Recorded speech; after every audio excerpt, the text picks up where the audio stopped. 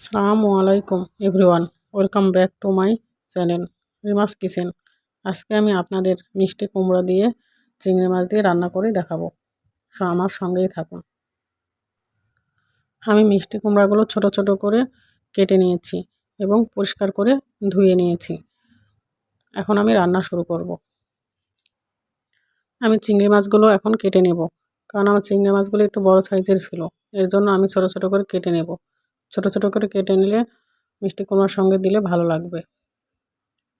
তো কাটা হয়ে গেলে পরিষ্কার করে ধুয়ে রান্না শুরু করব। চিংড়ি মাছগুলো কাটা হয়ে গেছে। এখন চুলার উপরে একটা ফ্রাই প্যান বসিয়ে দিয়েছি। কেটে রাখা চিংড়ি মাছগুলো পরিষ্কার করে ধুয়ে নিয়েছি এবং ফ্রাই প্যানে দিয়ে দিয়েছি।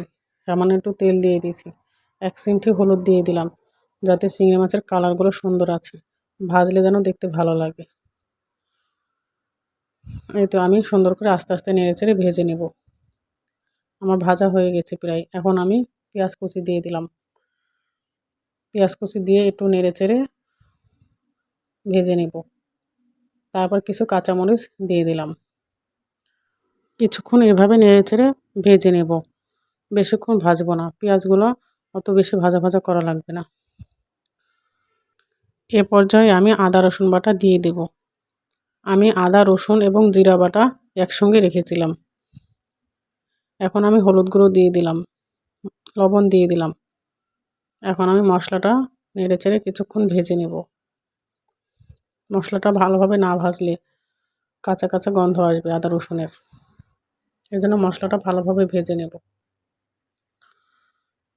অল্প একটু পানি দিয়ে দিব, যাতে মশলাটা ভালোভাবে ভেজে নেওয়া যায়। কিছুক্ষণ পানিটা শুকনো করে নেব। এই তো এখন আমি মিষ্টি কুমড়াগুলো দিয়ে দিচ্ছি। আমি মিষ্টি কুমড়াগুলো দিয়ে ভালোভাবে কষিয়ে নেব। চুলার আঁচটা মিডিয়াম করে রেখে আমি মিষ্টি কুমড়াগুলো ভালোভাবে নেড়েচেড়ে কষিয়ে নেব। চুলার আঁচটা মিডিয়ামে রেখে আমি এখন ঢাকনা দিয়ে ঢেকে কিছুক্ষণ জাল করে নেব। এই তো আমি জাল করে নিয়েছি। এখন আমি উল্টাপাল্টা করে নেড়ে নেব, যেন চারিদিক দিয়ে ভালোভাবে সিদ্ধ হয়ে যায়। আমি কিন্তু এখনও পানি দিই নাই, তাও দেখেন হালকা হালকা পানি বের হয়ে গেছে। মিষ্টি কুমড়াতে বেশি পানি দেওয়া লাগে না, অল্প একটু পানি দিলেই হয়ে যায়। আমি অল্প পরিমাণে একটু পানি দেব, দিয়ে একটু নেড়েচেড়ে ঢাকনা দিয়ে ঢেকে রেখে দেব চুলার উপরে। চুলার আঁচটা মিডিয়াম করে রাখবো। এই তো আমার রান্না হয়ে গেছে। এখন আমি ধনিয়া পাতা দিয়ে নামিয়ে নেব। মিষ্টি কুমড়া সবসময় পানিটা শুকনো করে রান্না করলে ভালো লাগে। বেশি পানি রাখলে এটা মজা লাগে না। এই তো আমার মিষ্টি কুমড়া রান্না হয়ে গেছে। সবাই ভালো থাকবেন। আমাদের চ্যানেলটি সাবস্ক্রাইব করবেন আরও অনেক রেসিপি জানতে। আল্লাহ হাফেজ।